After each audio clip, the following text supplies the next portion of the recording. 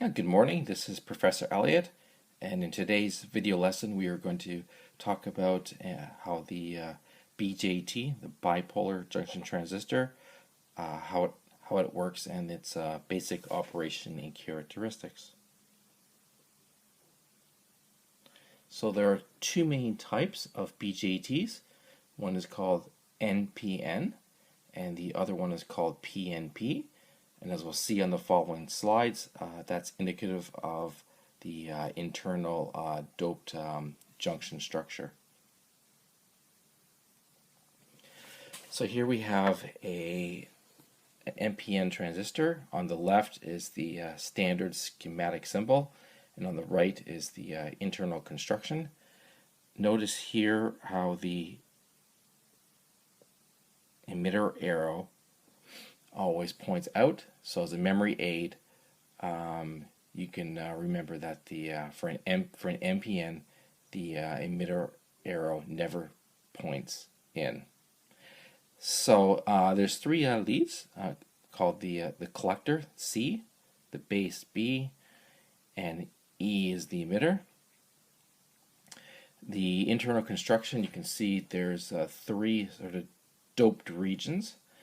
And the doping level for the collector is N, for the base it's P, and for the emitter it's N. So there's your NPN, there's where the name comes from. And relatively speaking, the emitter, which is a source of free electrons, that's what it does, it emits free electrons, is going to be heavily doped N. The collector, which will collect those free electrons, is sort of moderately doped. And the base, which is a very thin p-doped region, is going to be very lightly doped. Okay, so there we have the internal constructor and the standard schematic symbol.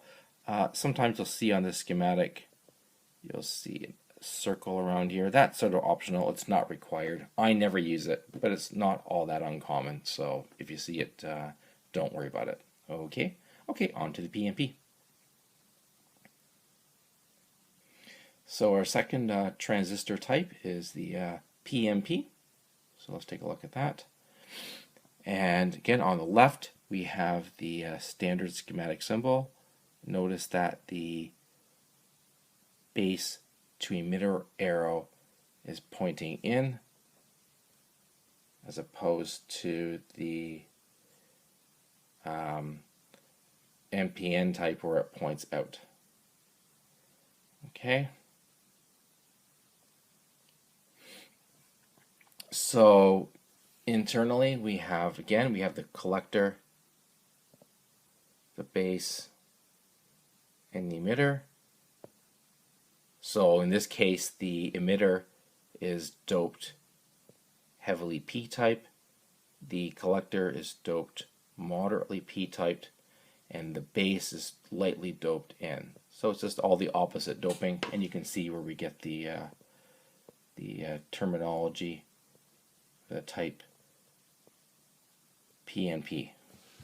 Okay, so let's go back and take a look at the currents in the three transistors, or two transistors, sorry. Okay, so for the NPN, so this is an NPN style.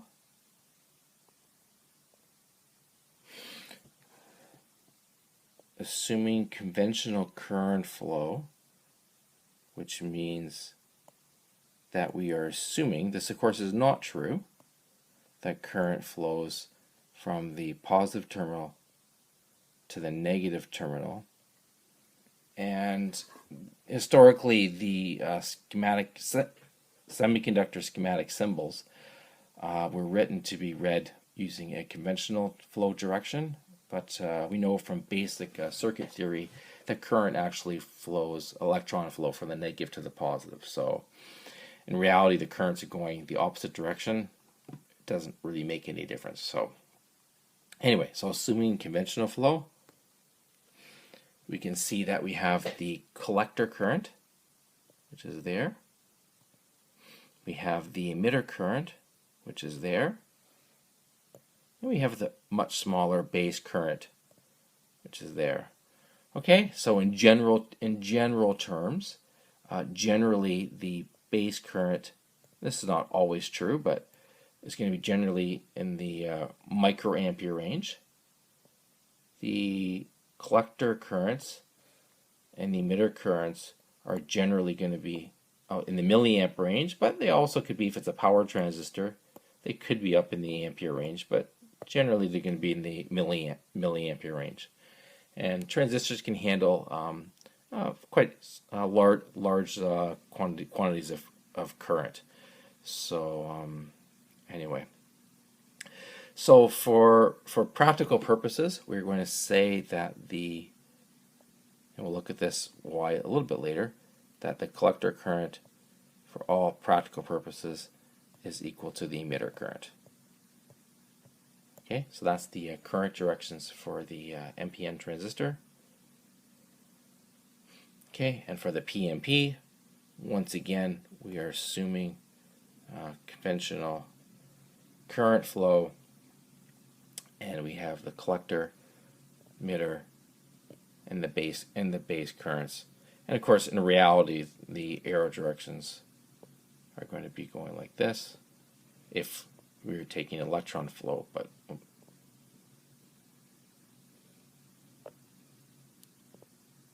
there. Okay, so again, the collector currents and the emitter currents are, for practical purposes, equal to one another, and we will look at their relationship and with the base current very shortly. Okay, so hopefully that gives you some background as to the what they are, the terminology, the current flows, and at least you can identify it's an NPN or a PNP by looking at the schematic, and also what the three leads are. Okay, so continue on. All right, so all excited, I'm sure you are. So here's where we're going to learn how it basically works.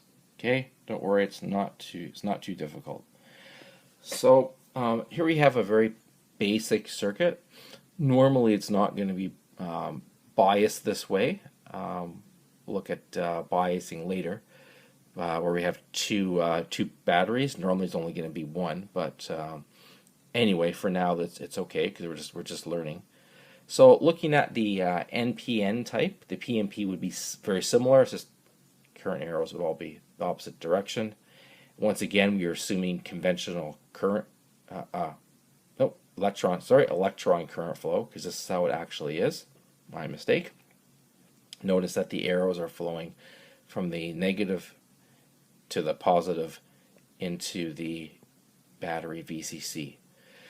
So the base current, you can see, flows out of the base lead, right there. The collector current flows out of the collector lead right there, and the emitter current flows into the emitter lead. Okay.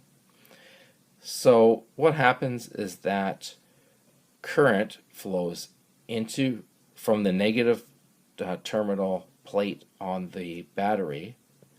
So we have a theoretically infinite number of free electrons here. It's going to emit those free electrons up into the emitter, like that. Most of the electrons will continue on and be captured by the collector. However, a small number of electrons will fall into the base holes, recombine, and form the base current. So a little earlier, I said that the emitter and collector currents are typically in the milliamp range, and the base currents are in the microamp range. And the base current is always small because there's only a small number of free holes in the base, so there's only possibility for relatively small base current. So practically, IC is equal to IE, so the collector captures about 99% or so of the electrons being emitted by the base, but practically the emitter current is slightly greater than the collector current by the base. So just as an example, perhaps the base current is 10 microamps and the collector current is 100 milliamps. So technically the emitter current would be the sum of the collector current plus the base current, which would be slightly greater, but it's splitting hairs, but it's important that you see that small difference. Okay, all right. Okay, so let's take a look at this again. Provides the missing details. So once again, the power source VCC, and C stands for, V obviously stands for voltage. C stands for the collector, so that's where the term comes from. The battery, that's industry standard. The free electrons from battery VCC travel into the emitter. Notice that the positive plate on battery VCC is connected to the collector terminal via resistor RC. So RC is there to ultimately provide current limiting and to set the voltage in the transistor, which we'll look at later. So it just has to be there, so don't worry about that for now. Why and how, we'll deal with that later.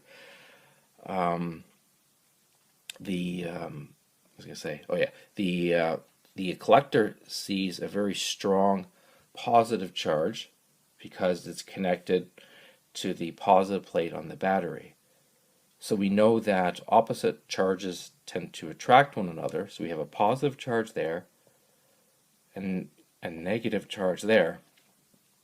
So the collector is literally going to see, if I can use that phrase, see the negative charge way down on the emitter, and it's going to draw the free electrons from the emitter up into the collector, where they will exit the collector lead and flow back through the collector resistor to form collector current.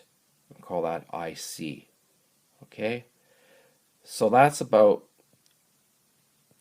ballpark figure, 99% of the electrons that are taken from the battery, negative battery source, emitted by the emitter, are then captured by the collector.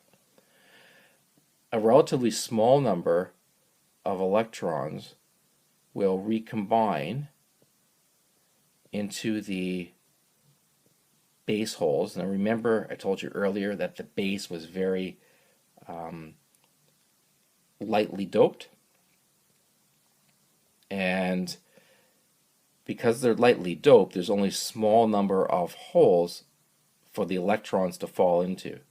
So as the electrons fall, sorry, not the best drawing, but you get the idea, fall into the, I get the pen to cooperate,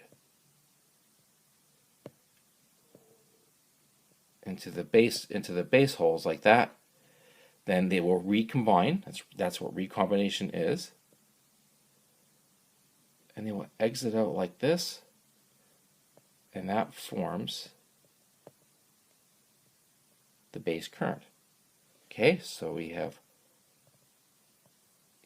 emitter current here, we have collector current, and we have base current.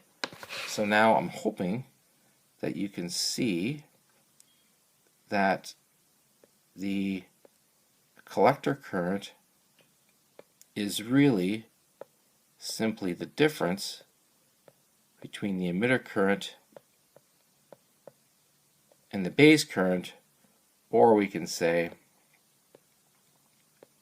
that the emitter current